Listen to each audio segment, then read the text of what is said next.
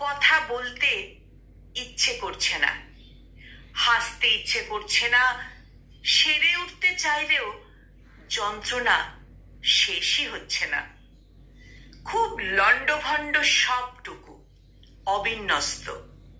খুব কষ্টে আছো হয়তো, হয়তো খুব ক্লান্ত, সব কিছু নিয়ে হাঁপিয়ে গেছো। নতুন করে আর শুরু করতে ইচ্ছে করছে না। ঠোক্কর খেতে খেতে খেতে খেতে নিজের ওপরেও বিরক্ত তুমি। মন মরে যাচ্ছে খুব গোপনে। জীবন খুব উদ্দেশ্যহীন মনে হচ্ছে। একদিন সব ঠিক হয়ে যাবে, এই কথাটায় বিশ্বাস করা এই মুহূর্তে হয়তো খুব কঠিন তোমার জন্য। প্রয়োজনও নেই।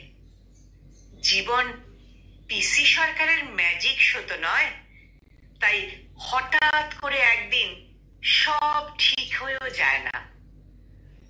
তুমি হয়তো ভাবছো তোমার থাকা বা না থাকায় কারো কিছুই আসে যায় না। মানুষ আসলে একদিন অভ্যস্ত হয়ে যায়, তুমিও হয়ে যাবে।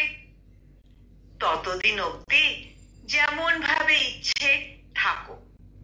কষ্ট পেলে কাঁদো, কথা বলতে ইচ্ছে না করলে বলো না, ভরসা করতে ইচ্ছে না করলে করো না। নিজের সাথে নিজের মতো করে থাকো, কিন্তু থাকো, চলে যেও না। আর মনে রেখো, তোমার থাকা বা না থাকায় যায় আসে।